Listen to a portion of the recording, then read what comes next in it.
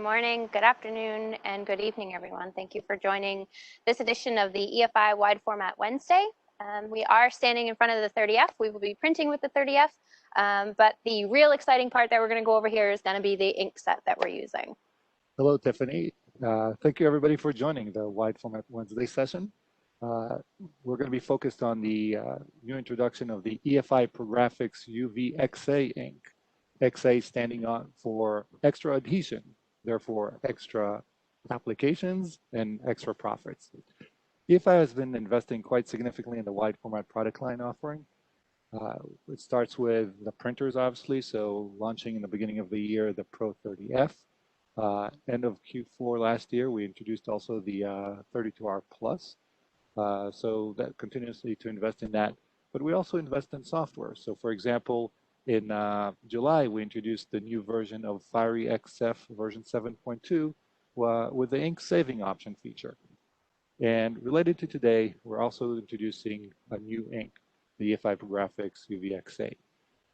EFI is one of the largest manufacturers of UV ink globally, and that really makes us able to introduce and develop specific inks that are optimized to work with our printers and eventually really enable us to have a very competitive product offering.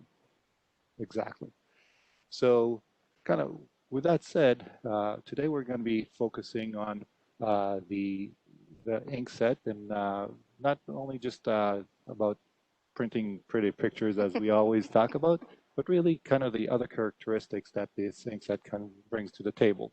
And it kind of starts with adhesion and kind of the benefits of having better adhesion, and then kind of what applications we could do both from the printing on different types of substrates, but also the ability to, in the post-print, to cut as well as bend the material to kind of use it in different types of applications.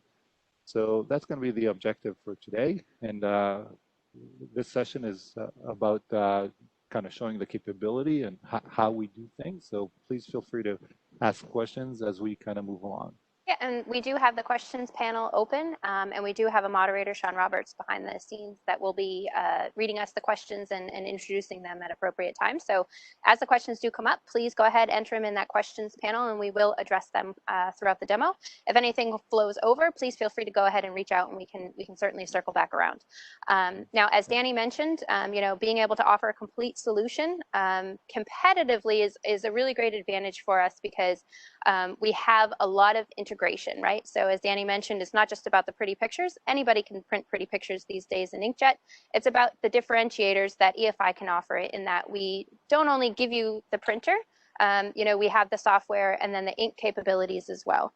And today you'll also see how that software integrates with post-print processes. So, third-party cutters, if that's going to be the route that you're going, we can certainly show how quick and easy that integration is as well. Now, Danny talked about, of course, we're going to be focusing on the ink. So what we did today and what we're going to be doing live is printing to some more challenging substrates. So this is going to be a non-digital acrylic, printing second surface 2-layer. And we'll go ahead and print this live. And then we'll also showcase live immediately after the print an ASTM crosshatch test that will go ahead and prove out the ink performance on the non-digital acrylic. We also have the Dibond, printing direct to Dibond. So we'll be able to show you the ink performance there again with the crosshatch test. Both of those are going to be illustrating, of course, our 2-layer print, white over, white under in the shape white functionality. And then lastly, as Danny mentioned, the ability of the inks to not only adhere, but to also be able to be bent in a heat bending process for your tabletop signage. Everything today is going to be based around a restaurant theme. Of course, social distancing and space dividers being able to be printed custom with shape white, again, with multi-layer. Adding an extra element of application offerings. Yeah, so basically really focusing on what we call the divisional graphics applications. Yep. So the first thing that we're going to do is we're going to print a series of signage direct to Coroplast. Again, I will take this off immediately, do the crosshatch test, and then we'll bring it over to the Zund.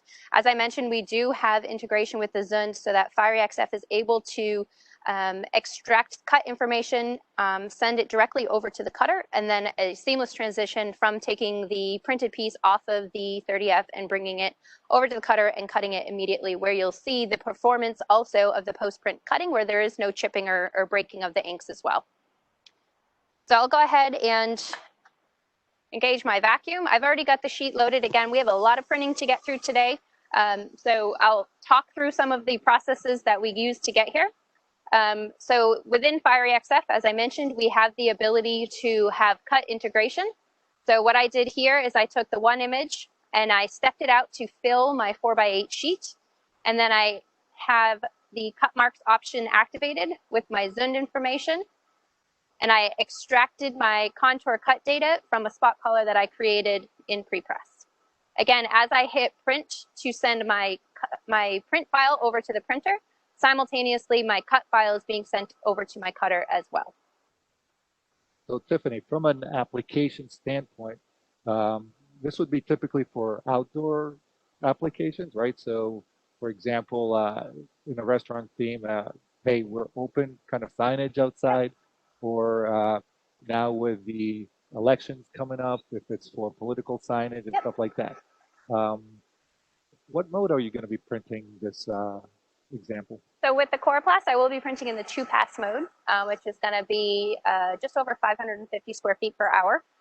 So it is a fast mode. It would be considered, you know, a lower quality mode, if you will, and that it's a 2-pass mode. It's a great application, great mode for Coroplast. It's a really great mode for, again, that distance view of maybe 10 to 15 feet. So as Danny mentioned, you know, sidewalk signage, political signage, real estate signage in the yards, the ink performance as far as adhesion goes, as well as exterior durability, is really quite good. So I'll go ahead and engage the print. I do have some checks and balances on the 30F that's going to allow me to automatically set the height of my carriage. I'm going to go ahead and say yes. So what's going to happen is the carriage is going to raise up to its highest location. There's a small pneumatic pin on the front right-hand corner of the carriage.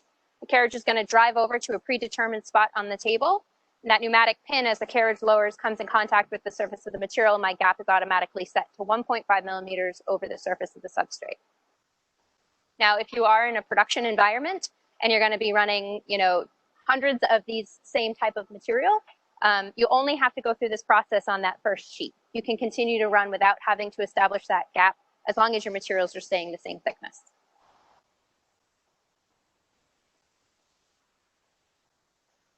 So you can see the carriage is lowering.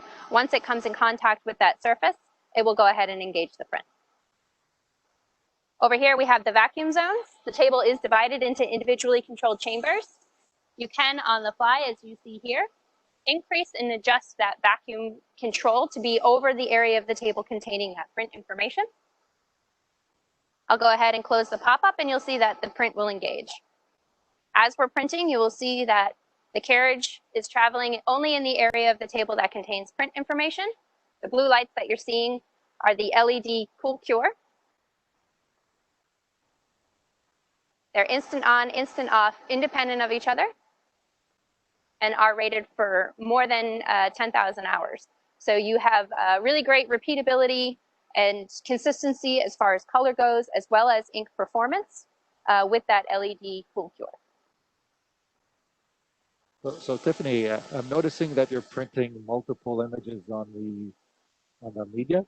Have you done anything special to be able to kind of duplicate it or nest it? Yep, so we have automation built into Fiery XF, where you can establish a workflow that has a sheet size of 4x8 or 4x4, whatever your material is going to be. And you can have it set up to automatically step and repeat a single image and with predetermined margins, as well as apply the cut marks that you're seeing there. All of that can be automated. Now that was step and repeat, so that's a repeat of one image. If you were going to be doing nesting, you have that same automation available to nest multiple different jobs of different sizes for different customers all on one sheet. Again, it's the efficiencies within the software allowing you to be, you know, better, faster, cheaper, that are going to be the differentiators for EFI in the market space. And what you'll see is as this completes, I will zoom in so that you can see the crosshatch, and then we'll move over to the cutter so you can see the cut integration. And while you're doing that, Tiffany, we do have a couple questions in on the QA panel. Okay. If you wouldn't mind answering some Sure. of those. So first is, because this is an LED ink set, do we need to do anything special for that curing, and kind of in conjunction with that? Second question, that Coroplast specifically, being a very finicky substrate, is do those XA inks offer anything different, you know, in terms of, you know, the dye level of that type of a material? Is there any advantage of that? Great questions. So as you'll see here, I'm going to do the ASTM crosshatch test on the print that you just saw me run live. So I didn't let it out, guys. It didn't sit overnight or anything like that. I'm going to go ahead and do the crosshatch test. Sean will zoom in. You'll see that we are going to have really, really great results, both in the build black as well as in the pink circles. And then you'll also see that we'll take this right off of the printer. We'll jump right over onto our Zund cutter, and you'll see that we're able to cut it extremely fast. So if, you know, worst case scenarios, you would be having some ripping or tearing or breakage of the ink on the surface. But with the XA inks, you're able to do the crosshatch successfully, as well as take it off and immediately bring it over to the cutter and cut it quite quickly as well. Another third question, as we're talking about cutting tables, is, you know, do we integrate just with Zund or to other cutting tables? Great question. There are hundreds of third-party drivers out there for all kinds of different post-print processes, not just specific to, John, if you want to go ahead and zoom in on that. Not just specific to the Zund. So you can see there, absolutely no breakage with the crosshatch, tape remaining here. The only debris on the tape is the ink from the crosshatch process. Again, nothing pulled up. That's an absolute 5. Again, immediately off the printer. So no, it's not just the Zund. Like I said, there's hundreds of different options available out there for post-print processes. So as promised, we'll go ahead and switch the camera over. Thank you, Donnie.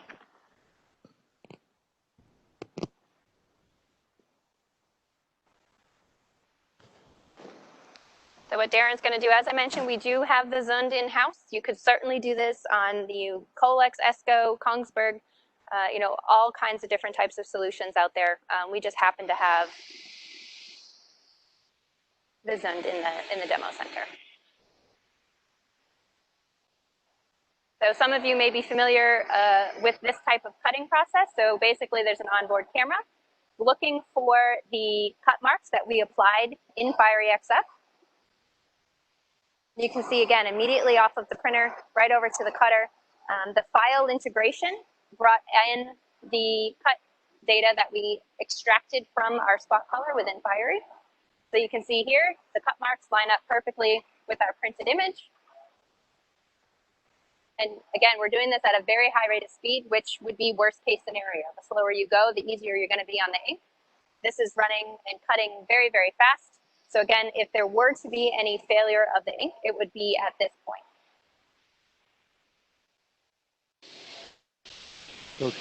So Tiffany, I'm noticing that we're cutting actually on the printed area, right? So correct. You'll see as he pops these out, we are breaking that relationship of the ink and the material. Now, Darren, if you could scratch that edge for me.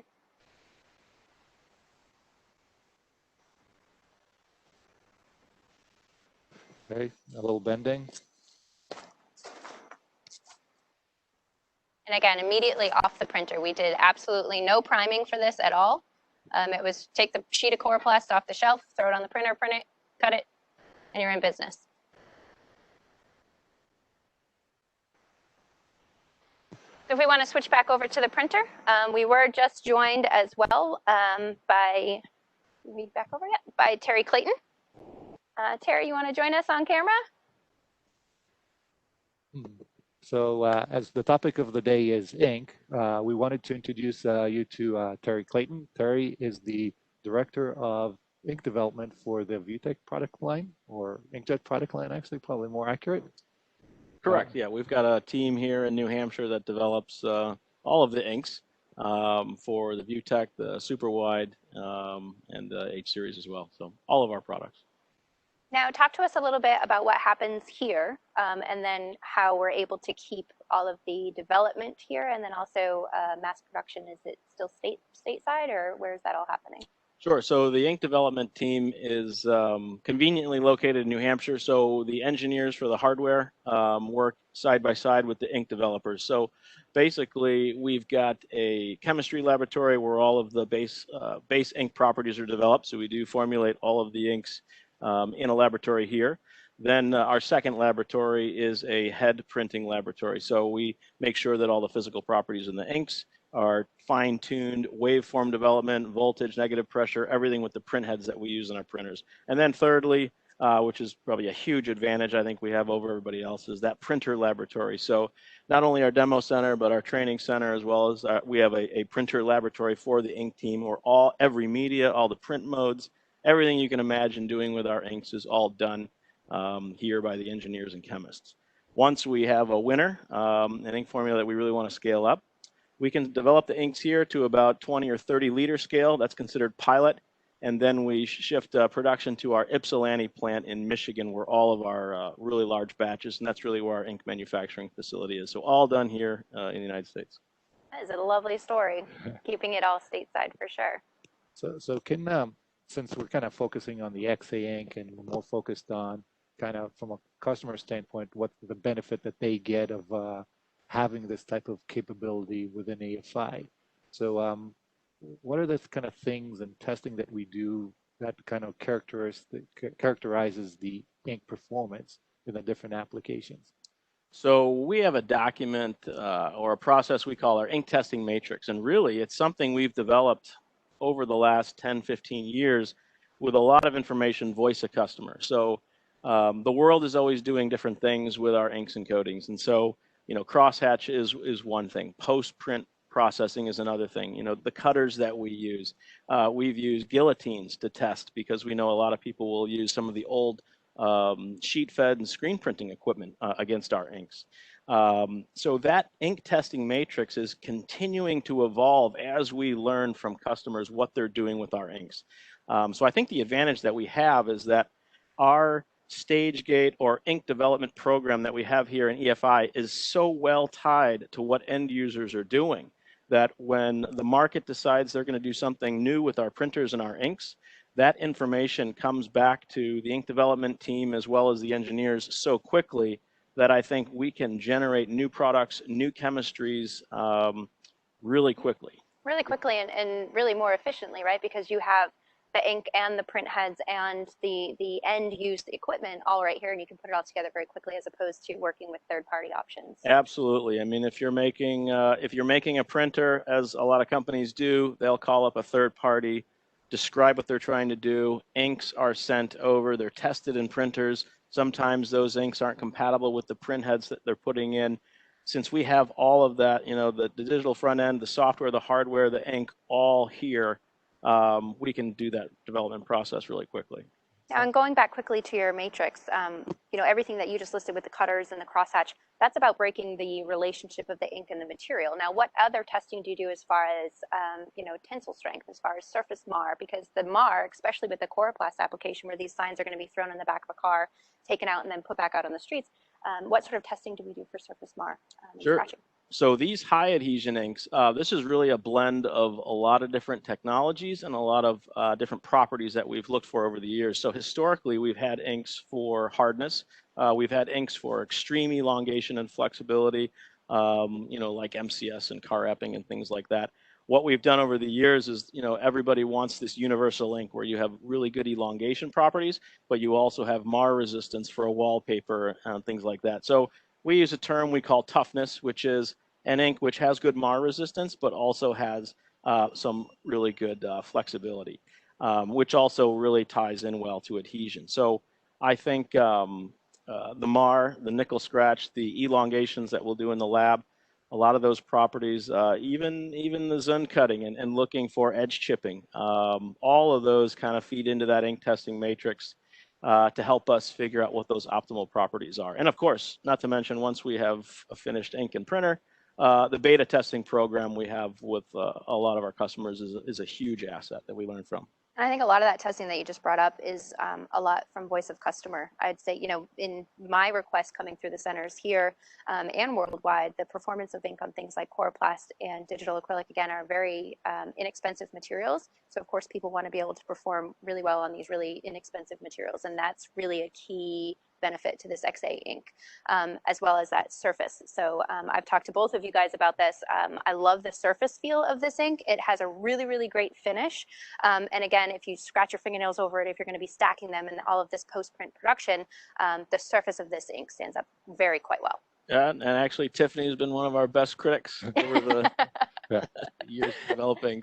So can we move on and kind of look into some acrylic printing and Sure. kind of test that out? Sure, absolutely. All right, so again, the next image that we're going to go ahead and do is going to be second surface on a untreated acrylic material. Changeovers between substrates on the flatbed, very quick and easy.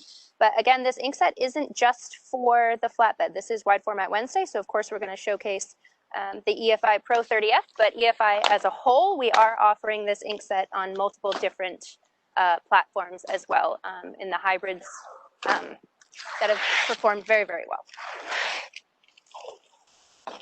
Tiffany, while you're prepping that print, a couple of questions that even maybe Terry might be able to enlighten us on. So little discussion around dyne levels, around what dyne level we would recommend for a material. What is there a certain minimum or maximum range that we would use in general, and then maybe more specifically with the XA inks? Is there any advantage there of that specific to dyne?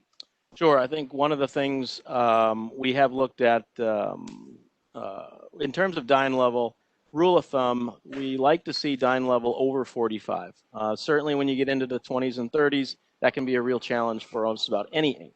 But one of the things we also want to remember is that if you push your dyne level too high, you can actually start to introduce some water resistance issues where the substrate has such a high dyne level that water can actually get underneath the ink film. So I like to say 45 to 55.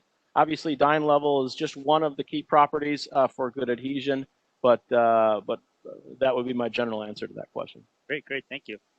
And then Tiffany, if you're setting up to print, one of the other questions that would come in specifically around fiery and what advantages that have. Does it give us any ink time or any estimates there, and maybe some of the advantages of the combination between fiery embedded on the 30F across our wide format platform? So great question. We do have Fiery XF on board embedded with the printer. Coming standard, you also have the ability for color management as well as custom profiles. It's not an add-on, it's included. Again, we want to make sure that we're giving you all of the tools that you need to be successful, not just in the printer, but as a complete solution. So color management, all of that on board and available to you right out of the gates. Go ahead and gauge this.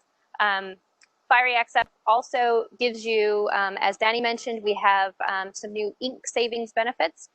So you're going to be able to get more mileage out of the ink, again, more, better, faster. So you're going to be able to go longer on a single liter of that ink while not sacrificing any sort of color gamut or saturation. Just one comment on that one, and that is very image specific. Right. So there's depending on typically darker, richer ink. You have more to pull. We have more to pull. Exactly. So we do also have some bidirectional communication where you can feed the printer the information from Fiery XF, and the printer will feed you back additional information as far as ink usage and print times. In the print control utility, we also have estimated print times as well as complete ink usage as totals. And if I may just pause for a second, we also have on the 30F a skip white function. So what you're going to notice is that once the bottom of this sheet is printed, the carriage is going to automatically skip over the area that doesn't contain any print information, and will then start printing the next area that has print info. So you're not wasting any carriage time. You're going to pick up a lot of productivity with this skip white functionality. So a couple more passes and you'll see that the carriage will stop printing, and right here, it's just traveling to the back side of the sheet, and then we'll pick up printing right away. So some efficiency, some productivity there, where we're working with the software development team and how do we do more, better, faster, right? With Fiery XF and the integration, as I mentioned, we have the bidirectional communication, and then of course integration with post-print processes as well. And what about, so this is a flatbed and you're going over some of the flatbed benefits there. There's a question about the level of accuracy or consistency on the entire bed of that flatbed. Is it capable of running jig work? Is it capable of running things in different spots on the bed? Yep, absolutely. So that's the true beauty of a flatbed, right? So you put your material in a specific location on the table, and then we have rulers, we have pin registration system on 3 sides of the press. So as you're loading material in different areas, you're able to get really great registration again because your material is staying stationary. Carriage travels bidirectionally and the gantry moves in the Y direction. So again, your material is staying stationary. Registration on jigs is absolutely critical and a huge focus of the flatbed functionality. Again, where material is staying stationary and you're able to put the imagery in a very specific location. Those margins are established within the print control utility. And again, once you get it on the table, you are going to be, again, consistent with your image placement. So again, I'm going to go ahead and do cross hatch.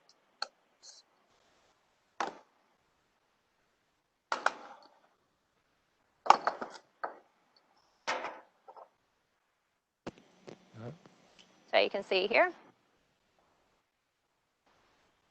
Again, it's an absolute pass, untreated acrylic here. So a couple notes on some of these testing, right? So again, with this XA ink, we're very excited to be able to kind of save at least about 30% of cost going from digital acrylic to coated acrylic, yep.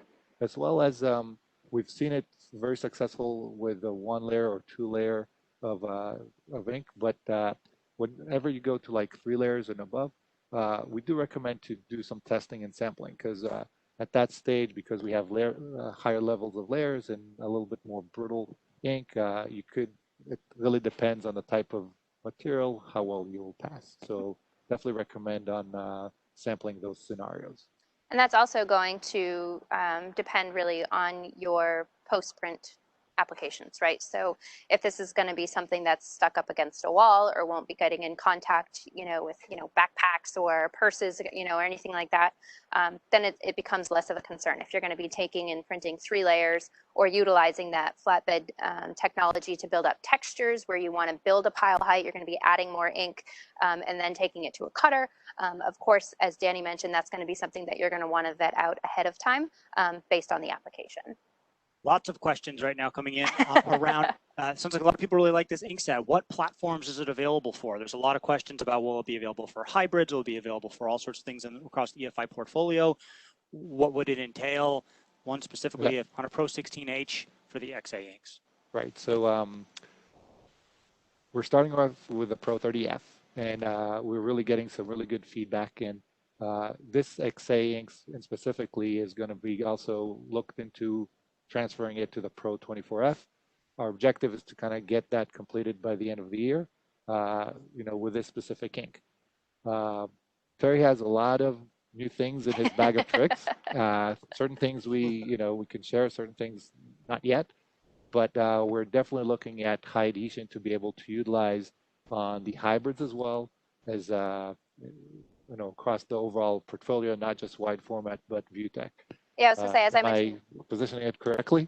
One of the things we were tasked with was making sure that this ink set is not only scalable, but universal for different platforms. So yes, there's a lot of testing that goes into the different platforms, but we're definitely working to expand the utilization of this ink. It's fantastic. What we've done with Coroplast and acrylic is I think quite valuable. So we definitely want to make it available on other printers.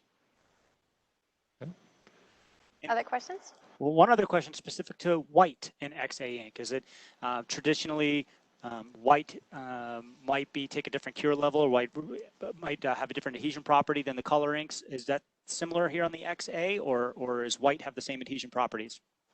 I think we're seeing thus far, and I'd love to hear from Danny and Tiffany, that the properties of all the inks are right in there. Tight, the white ink has always been a challenge for all ink companies because of the level of titanium dioxide that you're putting in the ink.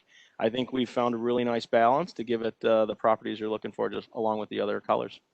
So today you're going to see us print white over, you're going to see us print white under, and you're also going to see not only the crosshatch test, you know, you saw the post-print cutting testing. We've done 2 sets of crosshatch test, and then I'm also going to be bending. So, you know, we're talking about these rigid substrates, but the inks also need to be a bit flexible as well. So we need to be able to take them right off of the printer. I have a heat bender right out here in front that I'll be printing a quick print to, and then we'll go ahead and we'll heat bend it live. Again, these inks are, as Terry mentioned, we need to be able to be printing on rigid substrates. They need to have great surface margin adhesion, but they also need to be a little bit flexible, right? That so toughness. if you could just cross all those off your list, we'd be good. So I'm going to go ahead and get set up. I'm going to print directly to a black PVC or a black Sintra. Again, we have the pin registration on all 3 sides. So I'm just going to load it to the standard 00 point. No magic dust here, just wiping off the material dust. I'll go ahead and load my next image. So this is basically what we're going to be simulating here. Going back to divisional graphics, this should be something that you can actually put on a restaurant's tabletop. So a menu, you know, that could easily change or could be utilized multiple times. Okay. And the idea here is that, as you can see, we are printing on the bends. So being able to get this degree of bend and the inks performing perfectly fine, not cracking, and also not scratching off once they've been made weak. They perform, like I said, quite well. And they ask, the question just came up about how the white ink performs compared to the Cmyk. Of course, this is a mainly white ink application on the black Sintra. So you'll see that the white inks do perform quite well.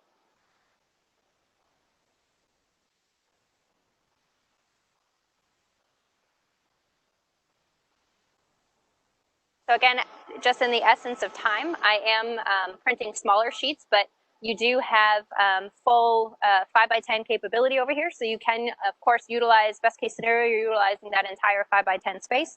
You're taking the full printed sheets off to the cutter and you're cutting them, or whatever your post-print processes are.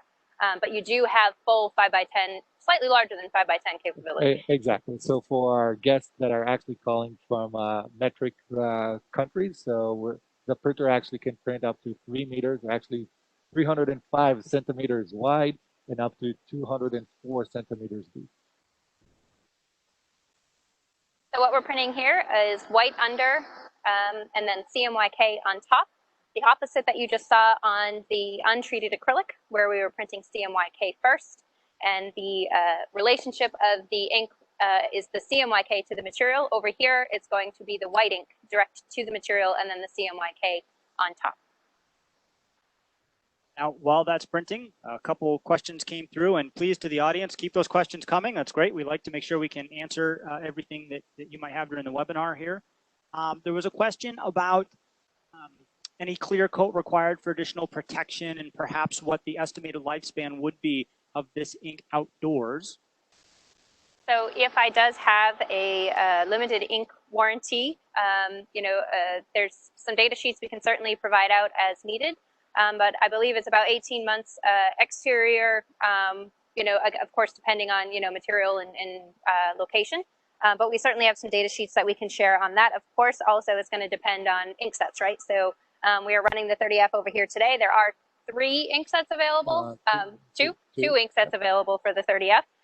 So of course it's going to depend on, which combination of ink and printer you're looking at. So I would point you to the EFI website and download that data sheet for the ink warranty details. And then as far as clear coats, Danny, do we have clear on the 30F? So we are actually in the process of developing the ink, the clear ink still. This is something that had taken somewhat of a setback from a priority standpoint, but this is something that EFI is still working on. So there was one other question before you begin the heat bending, which was in regards to odor. Do the inks, either XA ink or maybe more generally, our EFI inks in general, have any odors? Are they okay for office environments?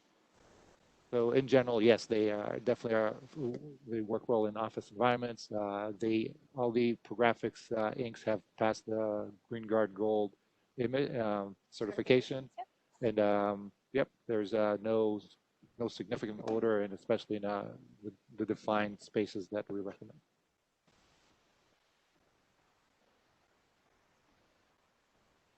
Tiffany, do you feel comfortable making experiments like that live? Of course. Big deal here, of course, is going to be the performance there on the corner.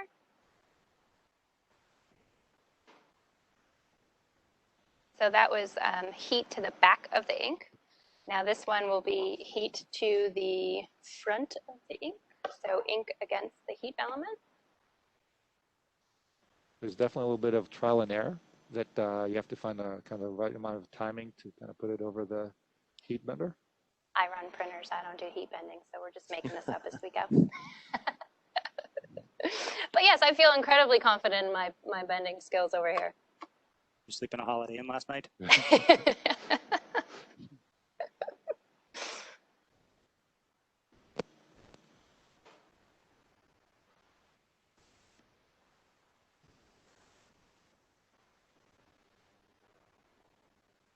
then ink, like I mentioned, direct to the element, perfectly assembled, sort of perfectly assembled. Well, you're looking at this demonstration. Obviously, one of the key benefits EFI has is its white ink, the opacity, but also the very clear white with no tint. So definitely something that EFI stands out with, and we're very proud of this ink. Thank you, Terry. And Tiffany, you mentioned that that's an expanded foam PVC, a black Sintra product? Yes.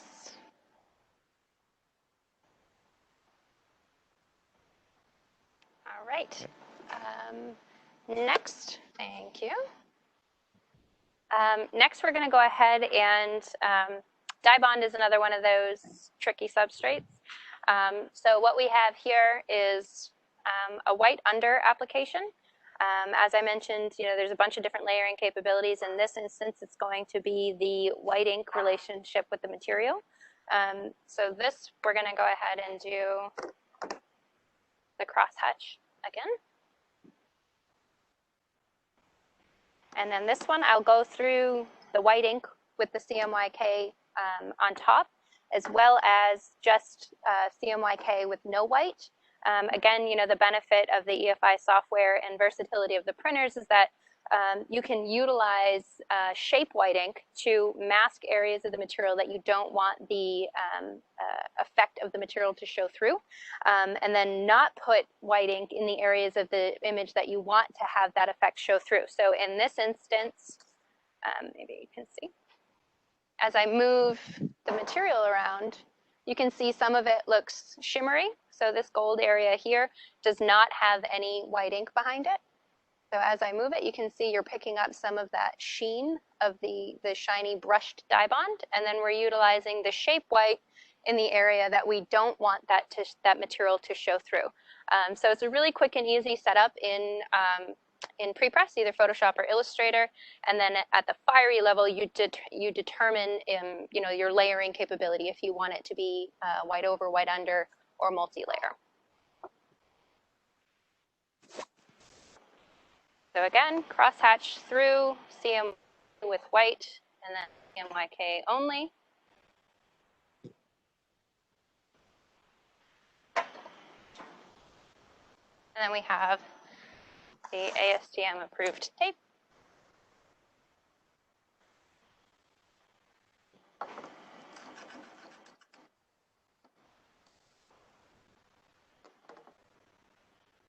And of course, whoops, sorry, Sean. So right here, we have the white ink underneath here, and then no white here, again with great performance. Nice work, Terry. You're welcome.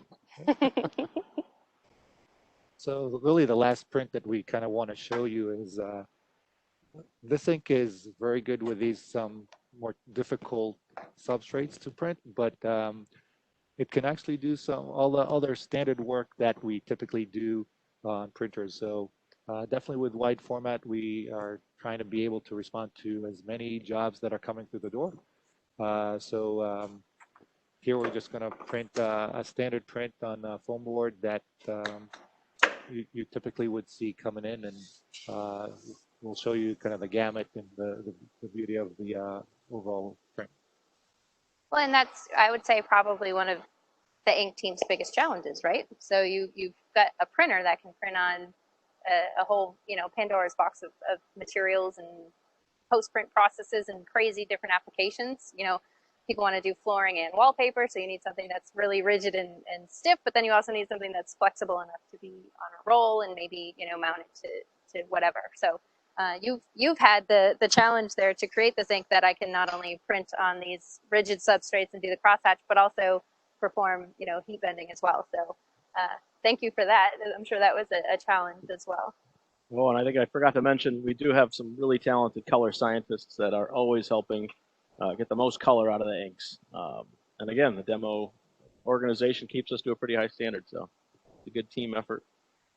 Well, and it's incredibly important that we go back to voice of customer, right? So this entire ink set was really driven by the need of our customers to save the money and be able to run on the Coroplast and the non-digital acrylic. I mean, that is a huge market need, and certainly something that I see coming through here all the time, and your team is able to react to.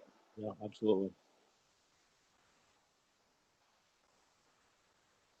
And again, in talking about efficiencies and versatility and things of that nature, we're about 45 minutes into it with talking.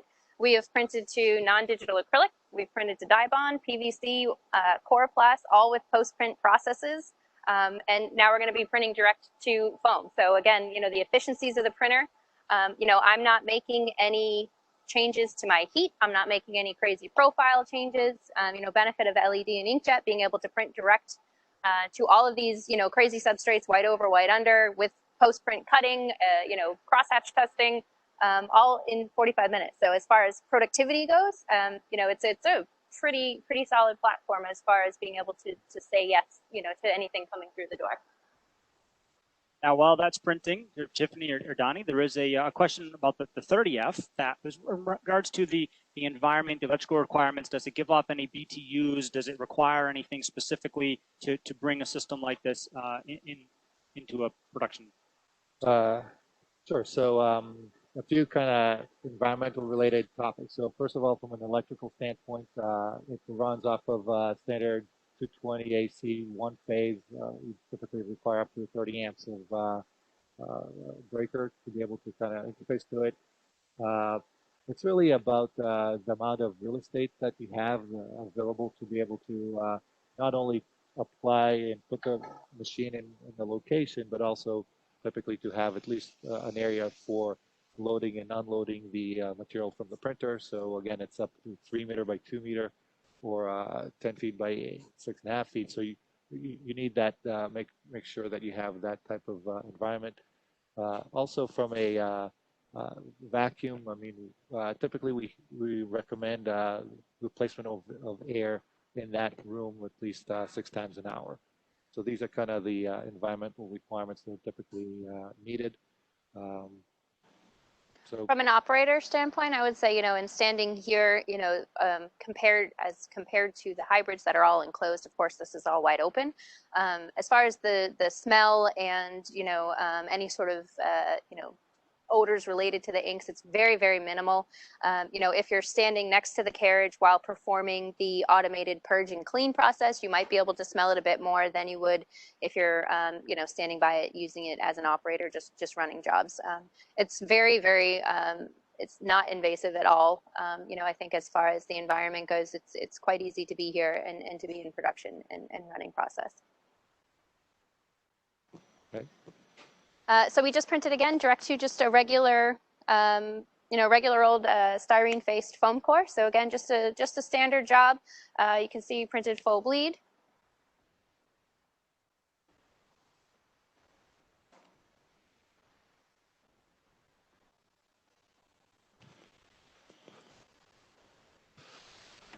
So some other important things I want to bring up specific to the Pro 30F. I know jigs came up in the beginning. We mentioned that, yes, we can print with jigs and that the registration inherent of the true flatbed is really great. But the other thing to mention is that we have a 4-inch throat over here. So you can print on substrates up to 4 inches thick. You know, you heard Terry mention our beta program. What was our beta site doing with the 30F when we placed it on their floor? So that beta site, which was very successful. Incredibly, they just put a second unit, right? Put a second unit in. They actually printed on cornhole molds. So we actually have a sample one that I'll kind of walk over in a minute. But having the ability to not only print 4 inches or 10 centimeters thick media, but also to be able to print up to 6 boards, multiple boards at a time. That was a very significant productivity improvement for them. And then the ability to print with white and without white, definitely a game changer. And it's a really great, efficient manufacturing setup in the sense that, yes, you can run 6 different cornhole boards direct on the 30F, but they can all contain completely different images. So as far as the efficiency and not having to, you know, maintain high levels of, you know, quantities of these pre-printed boards, you can print on demand quite quickly. Again, 6 different or 3 sets of cornhole boards direct on the 30F. Again, they're printing them completely assembled. So they're literally taking this board, throwing it up on the table as you see it, and printing direct to this wood application. So, you know, again, something specific to the 30F, you know, is that 4-inch throat. I'll have to add cornhole boards to the ink testing matrix. Take a few home. Lots of other questions coming in. So Tiffany, you just showed a full bleed print on that foam board. So how did you set up for a full bleed print without actually printing on the table? Is there a lot of ink that gets on the table there, or is there a quick process for that? Great question. So I printed full bleed with the non-digital acrylic as well. The great answer is that, again, the nature of the true flatbed, you're going to be registering your material to a true 0-0 point. If your material is cut straight, you load that up, your material is 24 inches, you make your image 24 inches, and you print edge to edge, no problem. I don't know about where you get your material, but my material never comes in cut straight. So we do incorporate a little bit of a bleed, and I do print, the ink will bleed over and print directly to the table. While Terry's ink sticks to almost everything, it does not stick to the table. Our table is coated. So if you do print full bleed, say you're going to be doing a long production run, the recommendation would be to take just a piece of painter's tape or masking tape in the area that you're going to be bleeding over a very long amount of time, you know, a long production run, and then just peel that tape off so that you're not printing directly to the table. Sean, if you can zoom in, you will see I have printed to my table a whole bunch. I do all kinds of demonstrations on all kinds of different materials and different customer asks. And the great thing here is you can see I printed that last print, and it did bleed over onto my table. I take my straight edge, and it cleans off incredibly quick and easy. So again, your maintenance, you know, your setup time is very, very minimal. I have a bunch of squares printed on my table. I was showing a demonstration on how to print to pre-cut pieces as opposed to printing on full sheets. This one customer assembles all of their own boards and chooses to do them at true to size. So there won't be any post-print cutting for them. So what I did is I printed their template right to the table, and as an operator, they're able to very quickly and easily throw the sheets down in the location that they need to be. And then when that job is done, as you can see, it was very quick and easy to go ahead and scrape that off and clean off the table. So a couple of different solutions there. You can go ahead and print right over the edge if you need to. If your material's cut straight, again, that great 0-0 registration of the true flatbed inherent, you know, to a true flatbed. You don't have to build in any bleed at all. Not to mention that we do have 2 0-0 points, 2 0-0 right? points, One yes. on the right side and one on the left side. So Yep. Easier for media registration. Couple questions coming in regarding materials and perhaps what we've tested. Have we tested any of this ink with polyethylene, or another one about polyester fabric with spandex? I personally have not printed this ink set on a stretch material. I don't know that that would be a real life application. Well, we've definitely seen that on the roll-to-roll Pro 32R Plus that we have, where you have that material, and the ink is actually also designed for it's a different ink set. Different ink set, different ink set. With different level of elongation characteristics. Typically, with rigid on flatbeds, the material is going to be rigid, and the elongation characteristics are not as significant, or they're not as percentage-wise as large, right? So, not sure about that specific media. And polyethylene, like a corrugated polyethylene, I believe that's a Coroplast, if I'm not mistaken, right? Similar, yeah. So Coroplast is what we started the demonstration out with, printing direct Cmyk only. No adhesion promoters or anything like that. We did live a scratch test, a crosshatch test that performed perfectly, and then we immediately brought it over to the cutter and cut it, breaking the relationship of the ink and the material, cutting into the ink set, and again, no edge chipping or breaking of the inks on the cut path either. So great performance on that one. And I would assume the same, or perhaps ask you the same for things like polycarbonates. And as we talk about some of those heavier rigid materials, perhaps the maximum table weight, or the maximum media type that we could put on the flatbed. Yeah, so we can run up to, from a weight perspective, up to 180 kilograms of weight on the table. And then from the second portion of the question? Polycarbonate materials. Like PVC. So Lexans, so the Lexans and the standard traditional polycarbs have performed perfectly fine. No issues there. The same statement would hold true. The more ink that you're putting down, go ahead and make sure that you're vetting that the ink set again as you're building those piles and putting more ink down. It becomes a little bit more challenging to cure immediately to that substrate. So the more ink, the potential that it becomes more brittle. Now we were talking about weight. Quickly, I do want to just show you we have an option for what we call float media. So imagining this is a 1/2 inch piece of acrylic or a 2 inch piece of acrylic, it's going to be quite heavy. We have float media where we turn on our vacuum, and then we can reverse the vacuum, and you can see the sheet is able to free float. So if I was a single person, one man, one woman operator trying to load very heavy substrates, imagine that once you get it up on the table, you can maneuver it and position it very, very quickly and easily using that float media. And then once you get the sheet where you want it, you can go ahead and turn off float media, and it will reverse that vacuum back down.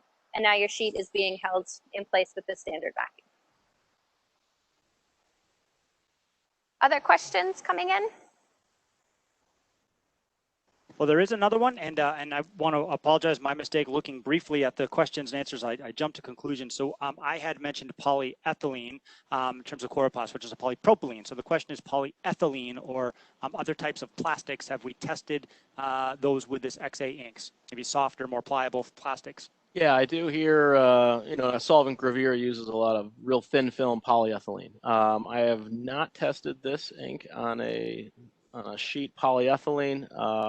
Our media library is quite long. If there was a specific media that they're interested in, I can. Yeah, we could certainly test that in the demonstration center as well. I think if anyone's looking for samples or further information, they can contact probably their EFI rep or their channel representative, and we can make sure we take care of that. Yeah. Absolutely. Anything else? All right, looks like that is it online. Again, thank you everybody for taking the time to join us today. This was recorded, so please feel free to reach out if you need to, if you want the link and you want to share it with anybody. We will certainly be able to help you with that, as well as posting it to our YouTube channel. So thank you very much for joining us for this wide format Wednesday, and we're targeting another one in October. So we will communicate the topics as well as the kind of the platforms and the technology we're going to be introducing. And Terry, again, thank you for joining us. I appreciate it, and thank you for the ink set. It's been incredibly successful. So appreciate it. Thank you. Have a great day.